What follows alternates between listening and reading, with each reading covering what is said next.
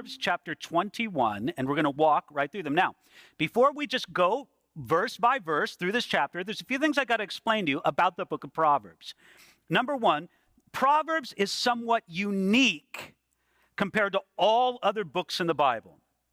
It's God's word given to us in tweet format, 140 characters or less, or whatever it is. It's God's word given to us, and I please don't take this disrespectfully. It's God's word given to us in fortune cookies. I mean, just a few lines like this. So it's just these brief statements of wisdom, usually 2 lines in length in the original Hebrew and what we have in our Bibles, but filled with so much powerful life wisdom that we need to learn, we need to hear, we need to meditate on, and we need to be guided on. But there's something else you need to know about wisdom from God that comes to us in the form of Proverbs. It's this. These are general principles of wisdom. In other words, the wisdom of a proverb applies in a certain circumstance. Let me explain to you, for example, using a Proverbs or 2 Proverbs that we're familiar with. These are not Bible Proverbs. They're just Proverbs in the English-speaking world. Might have come from Benjamin Franklin, Poor Richard's Almanac, I don't know. But here's 2 Proverbs. We say this: look before you leap.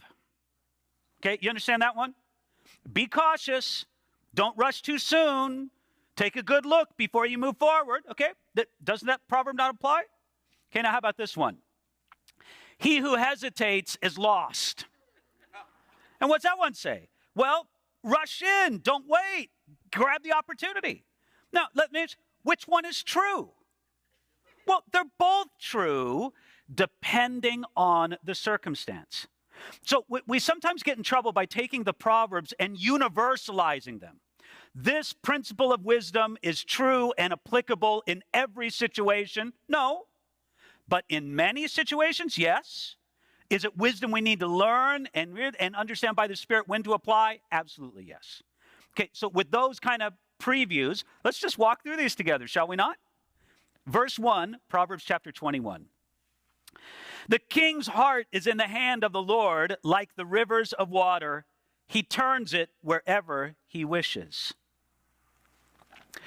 God holds and can guide the heart of even a king.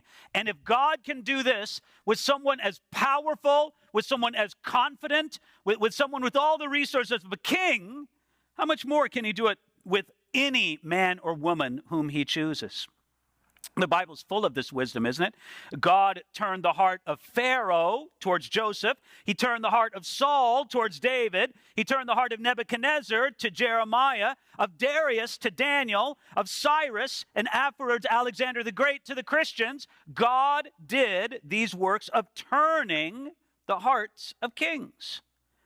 This should build the faith we have that God is able to guide hearts and to change hearts. Now, I don't know about you, but sometimes I despair. I see how stubborn people can be. I see how intractable they can be in their standing against the Lord. They're so hard in their hearts. And it's true, but let me tell you, at the end of the day, the king's heart is in the hand of the Lord, and he can guide it wherever he wishes.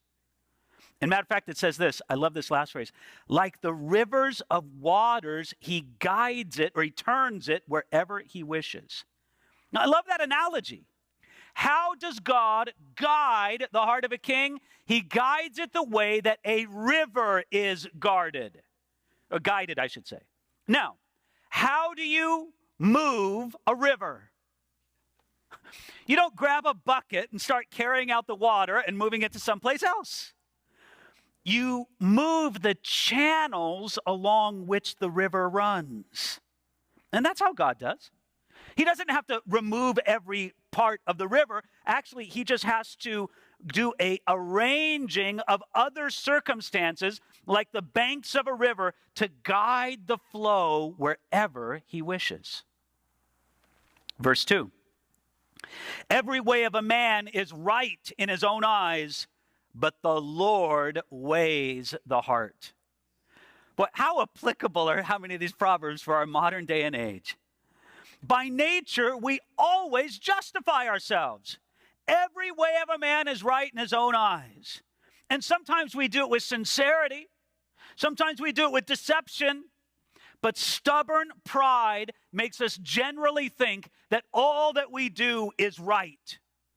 But, and this is a big one, the Lord weighs the heart. Listen, you may be very confident in your own opinion, but God knows. We judge things according to our hearts, so often according to how we feel, but God knows. God weighs the heart. And by the way, just because you're following your heart doesn't mean it's right. God weighs your heart. Just because you say, well, in my heart, I know this is right. God knows your heart, and he weighs it. Verse 3. To do righteousness and justice is more acceptable to the Lord than sacrifice. You know, if we think about our relationships in these two ways, we think of our vertical relationship. That's the relationship we have with God. Then we think of our horizontal relationships, the relationships we have with the people around us. Now, which is more important? Well, they're both important, are they not? But here, this addresses how we must treat people. This is important to God. Beware of the person who says, I'm right with God, I just can't seem to get along with anybody else. There's something wrong there. Because he says, when we do righteousness and do justice, it is more acceptable to the Lord than sacrifice. Now, in Solomon's day, Solomon was the author of these Proverbs. In Solomon's day, sacrifice was a way to honor God, to draw near to him, to have fellowship with him. And what he's saying in this proverb is, hey, listen, you do your religious rituals, and that's great, but really what you should think about first is the way that you treat other people. I think I'm saying this to the right crowd here tonight. Not because I think you treat other people badly. I mean, in one way, how would I know? How do I really know how you treat people when you leave this room? You all seem like a nice bunch in this room. Thank you for that. But how are you when you leave this room? I don't know. But listen, this is what I'm telling you. You are people who are interested in honoring God with what I might call, and I hope this doesn't offend anybody, religious observance. You're here on a Wednesday night. I don't think you all turned out just because it was my birthday. You're here on a Wednesday night to worship the Lord, to hear his word, to bring your children for the Wednesday night service, to bring your children for whatever else is going on around here. You're here to honor the Lord. Great. Thank you. Glad you're here. But may I say, how you treat other people when you leave this room, that is just as important to God, if not more important to God, than you being here tonight. Verse 4, a haughty look, a proud heart, and the plowing of the wicked are sin. Now, I need to clarify something. There are some Bible translations that have lamp instead of plowing. I think like the ESV. It's just a difference of, a little subtle thing in the Hebrew. But I'll read it as it is from the New King James Version. A haughty look, a proud heart, and the plowing of the wicked are sin. Isn't it interesting how often a proud heart is displayed through a haughty look? Sometimes you just take a look at somebody's face. You can say, that person's filled with pride. They don't have to say anything. They don't have to do much. It's just written all over their face. But then he says, and the plowing of the wicked are sin. Now notice this. The look, the heart, and the plowing are sin.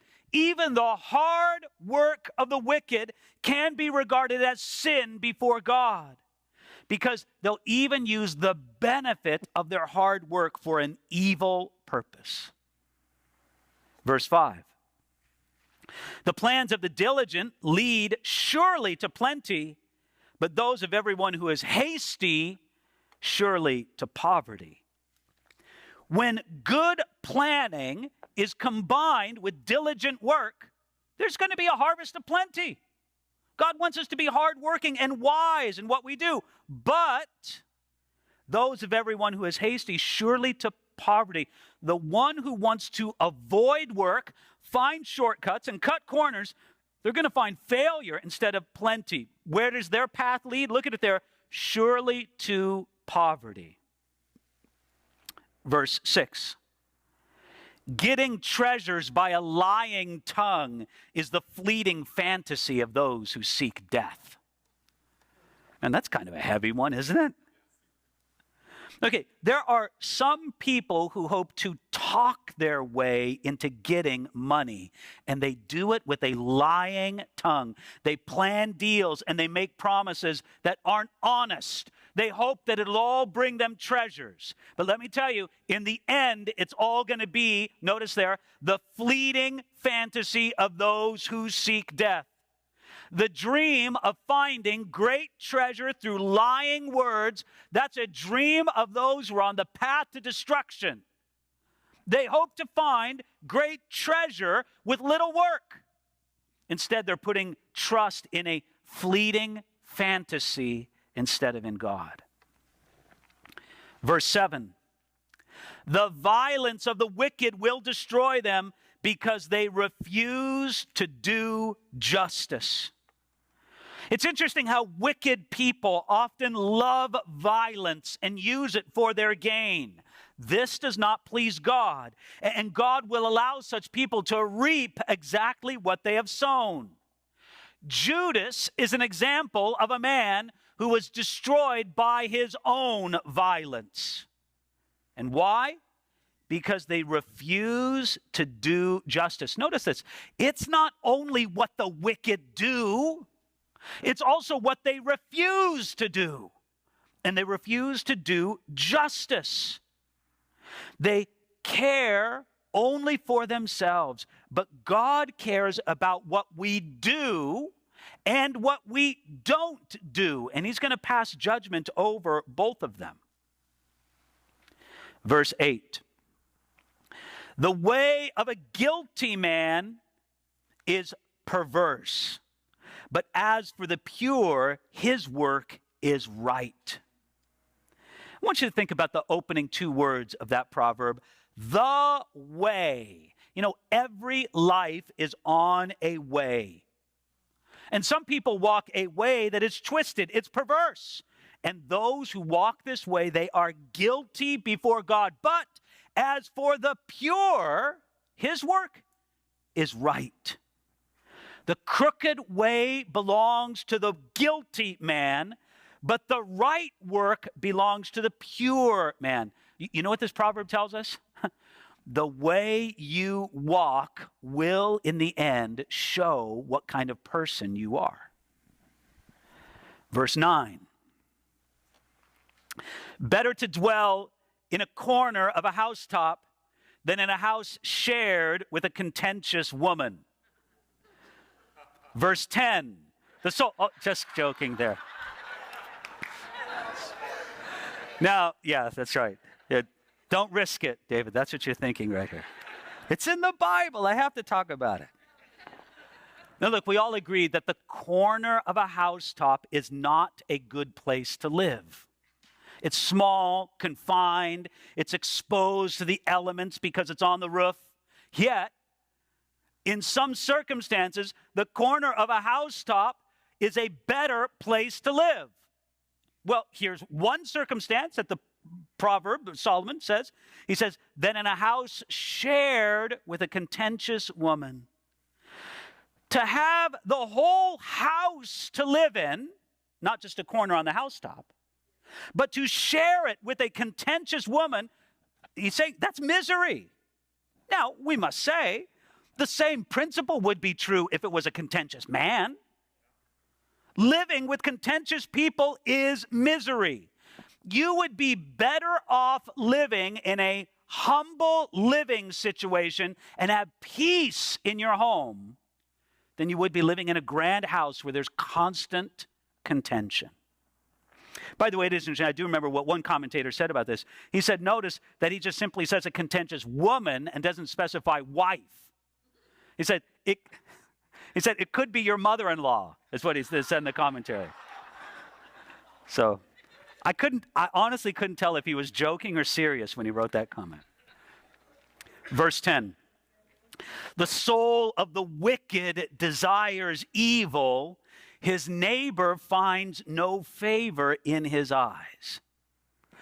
When a wicked man or woman does evil, it is because their soul desires it. Their inward corruption is expressed in their desires. One commentator said this: here is a graphic picture of Satan himself. He not only does evil, he craves evil. Here we see that evil is natural to the wicked, for it is in their nature. And notice this, the second line of the proverb: his neighbor finds no favor in his eyes. The evil that marks the wicked is expressed in his inability to get along with his neighbor. That they can look upon everyone else with no favor in their eyes. And again, this is telling you, be careful of those who can't get along with other people. Verse 11. When the scoffer is punished, the simple is made wise. But when the wise is instructed, he receives knowledge. There are degrees of fools and their foolishness.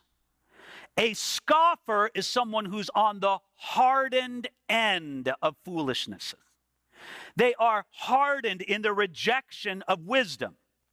The simple person is the person who is less far along in the chain of evil and wickedness.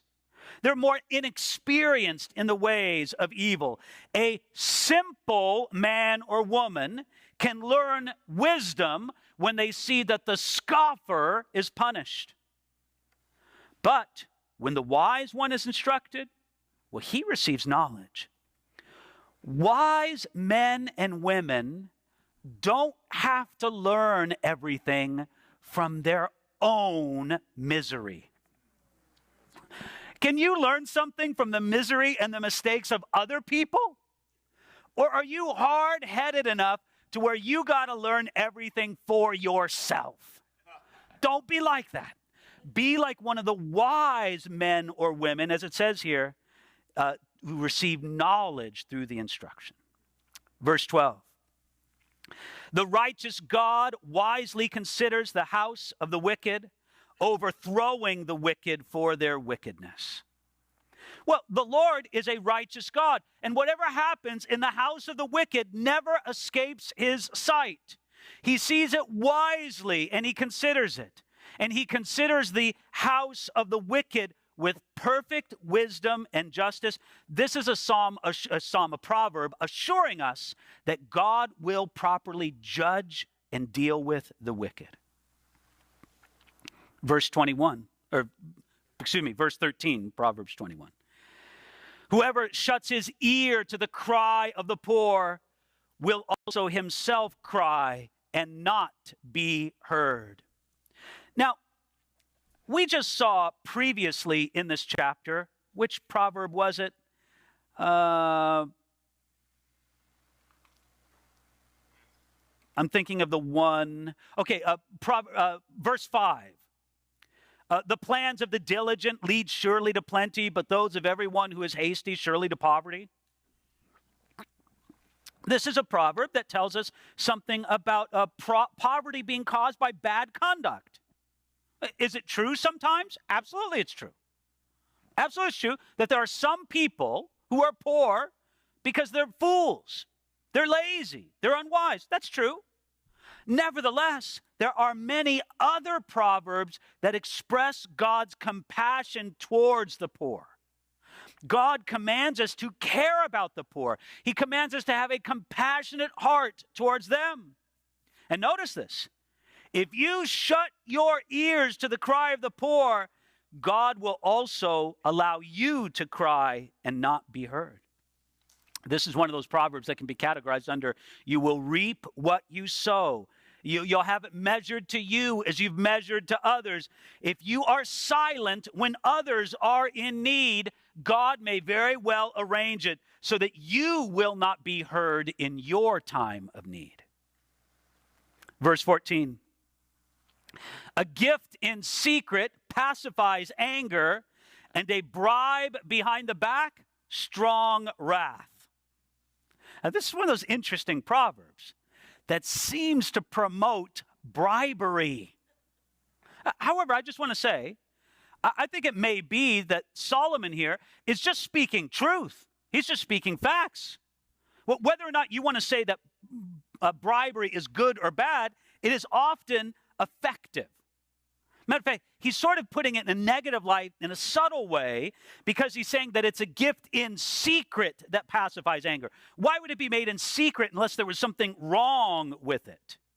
Again, the secret nature of the gift or the bribe is indicated. It's behind the back, as it says in the second line.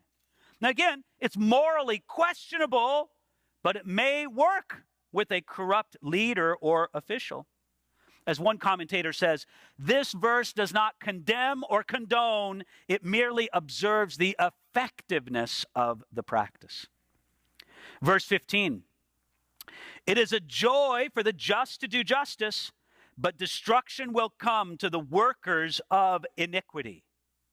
Now, when a person is righteous and godly, that is just, it is a joy for them to do justice. Their good works flow out of who they are. And for us to walk in the way that God really wants us to walk, we need to be transformed and transformed on the inside. Listen, if it's not a joy for you to do justice, for you to do what's righteous and good, bring that to God. Say, Lord, would you so work on me in the inside that it's a joy for me to do what's right before you? But he says, destruction will come to the workers of iniquity. Those who work iniquity also show what's in their heart, and they should tremble under the judgment of God. Instead of having the joy of the just, they're going to experience destruction.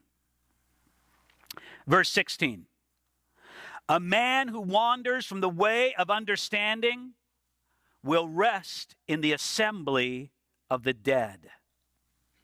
This is another proverb talking to us about the kind of path that a person walks. There are two paths or ways that a man or a woman can walk. And it's a dangerous thing to begin on the way of understanding, but not to continue on it. Notice what he says there in verse 16. You wander from the way of understanding. I started out on the way of understanding, but then what did I do? I wandered away from it. You see, this kind of departure from the way of understanding, it doesn't have to be calculated and deliberate. It may feel like wandering. You know, when you're wandering, you don't really intend any particular place to go. You just wander off, and you can find yourself in a lot of trouble by your wandering. And you know what I think is so tragic about verse 16? It's in some ways, it's the story of the man who wrote or collected this proverb, Solomon himself. The end of Solomon's life indicates that he wandered from the way of understanding. And I'm not saying that we won't see Solomon in heaven. I'm just saying that the scriptures want to make you feel very alarmed about his eternal destiny. It's a heavy, heavy thing. They may well end up in the assembly of the dead. You see, the path that we walk on and the path that we remain on matters everything. And let me tell you something about that path. What you have to do is you have to look at where that path is headed, not just where it is right now. You know, you can be on a very dangerous path and everything seems fine right now. The problem is where that path has a destination to. And you know what? You're going to end up at that destination unless you remove yourself from that path. Stay on the way of understanding. Verse 17. He who loves pleasure will be a poor man. He who loves wine and oil will not be rich.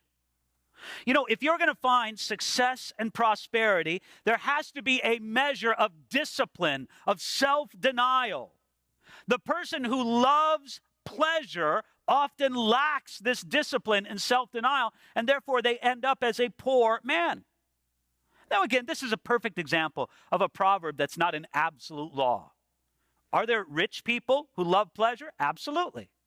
But are there many people who would be very well off if not for their love of pleasure? Absolutely, that's true as well. As he says here, he who loves wine and oil will not be rich. In this proverb, wine and oil represent the luxuries of life. There is an appropriate way to enjoy wine, oil, the luxuries of life, without setting your heart upon them.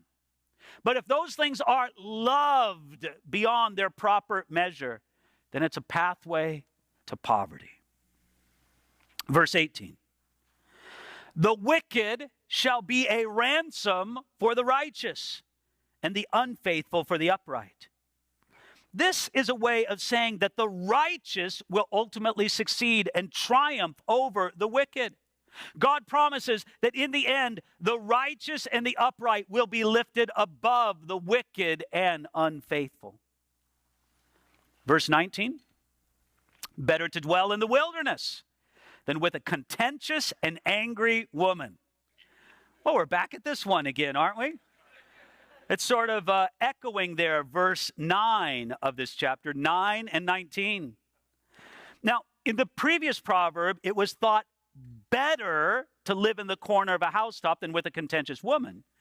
This proverb takes the man out of the house entirely. And it sets his better place in the wilderness. And notice, verse 9 spoke of a contentious woman. This woman is contentious and angry. And so it makes it, he wants to be even further removed from the situation.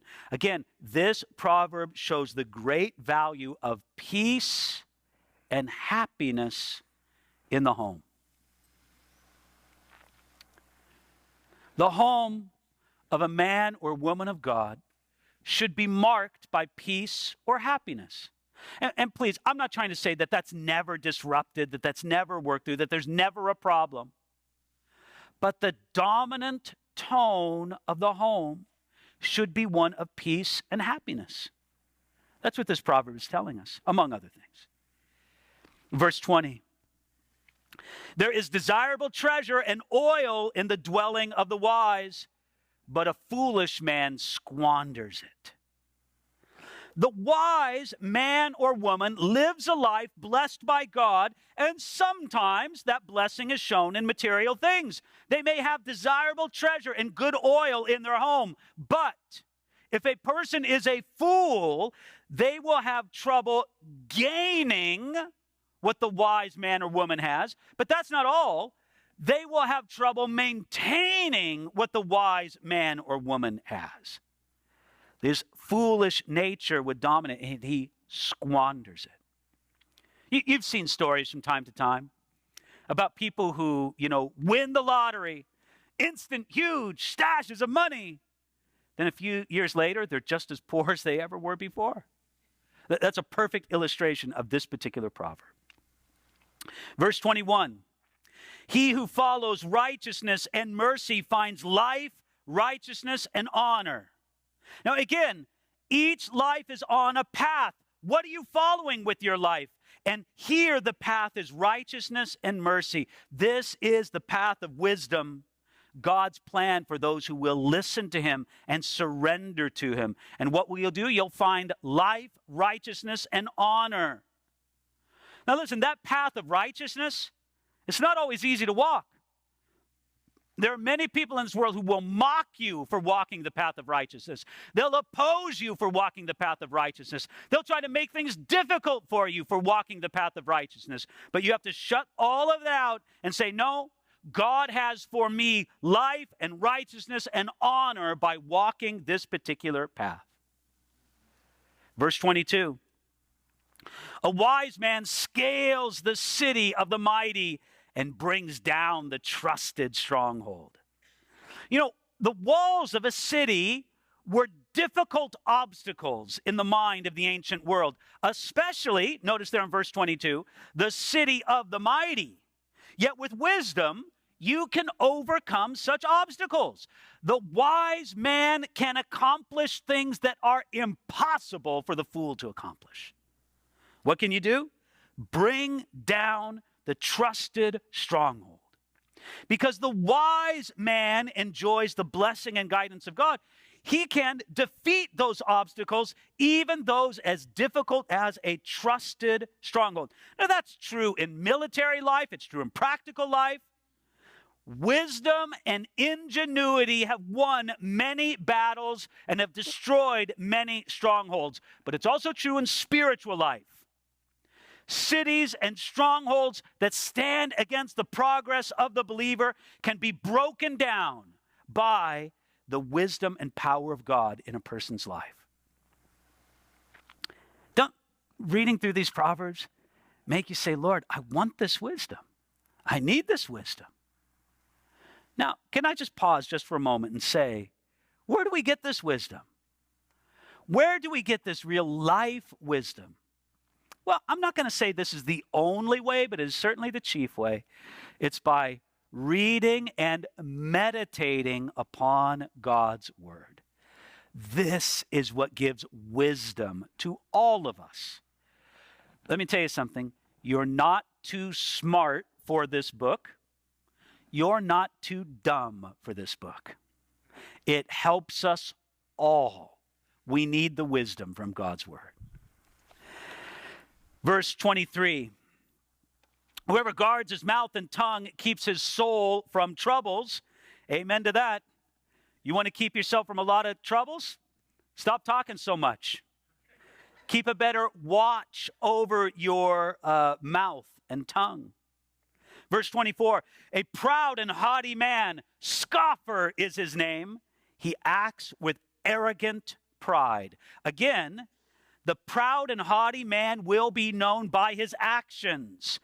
His life is going to be marked by pride, arrogant pride.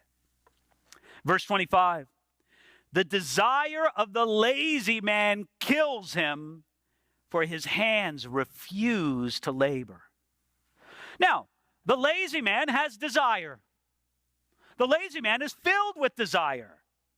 It's just he doesn't have the initiative or the energy to fulfill his desire. And listen, that life of unfulfilled desire is unsatisfying, and it will feel as if it will kill a person. You know, there's a lot of people who had desire, but it wasn't enough. I love our old Puritan commentator friend, John Trapp. He said this, Balaam wished to go to heaven. So did the young Pharisee in the gospel that came to Christ hastily, but they went away heavenly. Herod, for a long time, desired to see the Christ, but he never stirred out of doors to see him. Pilate asked Christ, what is truth? But he never stayed for the answer. There's a lot of people that desire something, but what is it? For his hands refuse to labor. Now, having this desire is good, and it's a blessing to have it. But if you don't have the desire to work, then you're going to live a life of constant frustration. Friends, this is true in our spiritual life as well. You may desire to know the Bible better. Can I just be straight with you? It's going to take some work to get it. It will. You can't just go to bed and use your Bible for your pillow and trust that it'll all kind of, enter into your head during the night. It's going to take some work. So just having a desire for something isn't enough. Work has to be put to it as well. Verse 26, he covets greedily all day long, but the righteous gives and does not spare. It's probably a reference to the lazy man of the previous proverb. With the desire that he has, that lazy man covets greedily, and he does it all day long. But the desire is unfulfilled because he doesn't work towards it. In contrast, the righteous man works, he's blessed, and he has enough to give. Wouldn't that be wonderful? Does this have enough to be generous? That's a blessing upon the righteous. Verse 27. The sacrifice of the wicked is an abomination. how much more when he brings it with wicked intent. Now, God said in 1 Samuel chapter 15, to obey is better than sacrifice. We're back to this theme that we saw before in a previous proverb, that religious ceremonies don't cover over a wicked life.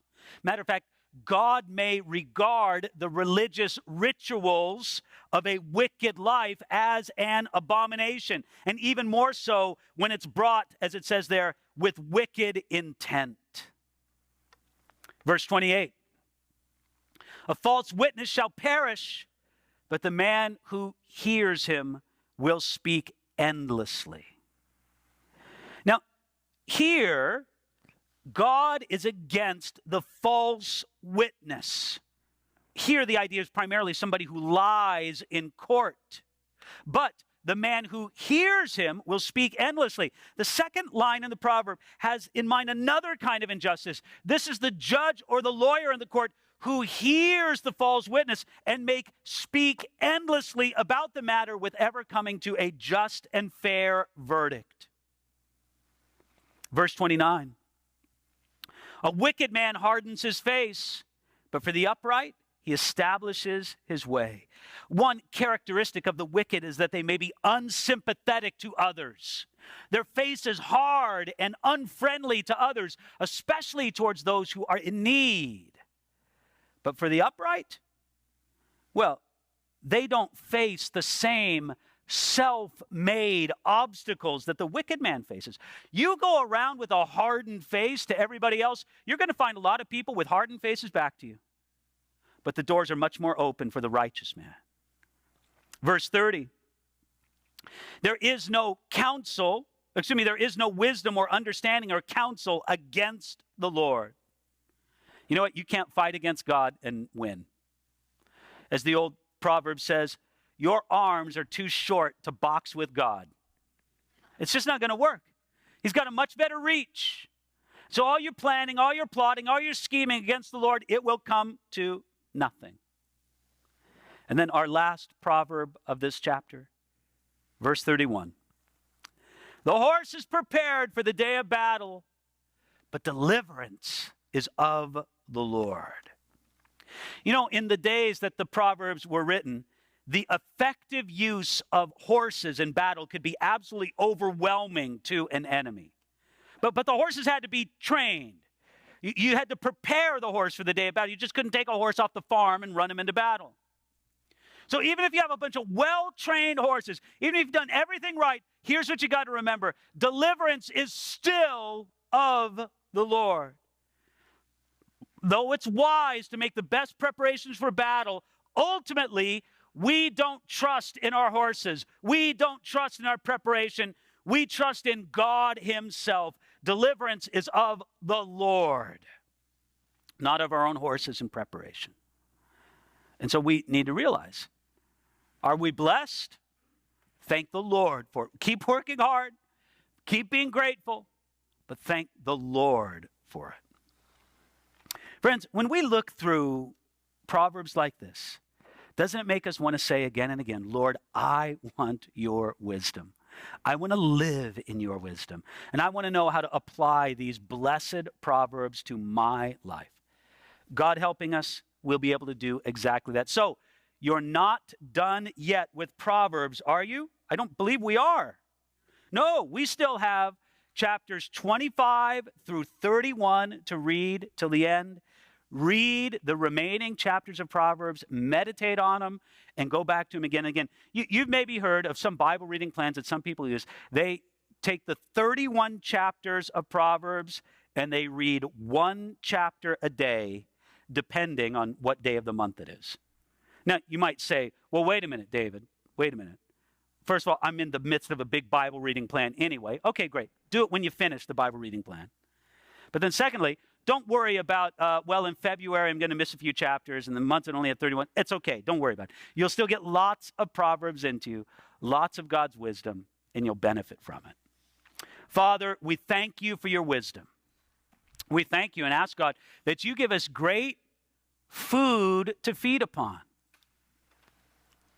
Lord, we realize that we have a world that shouts at us all through the day and into the evening about what's true, what's right, what's successful, what's proper, what's the way we should think and live.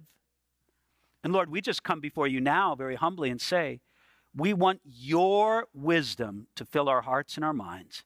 Help us to do it as we give focus to your word. We pray this in Jesus' name. Amen.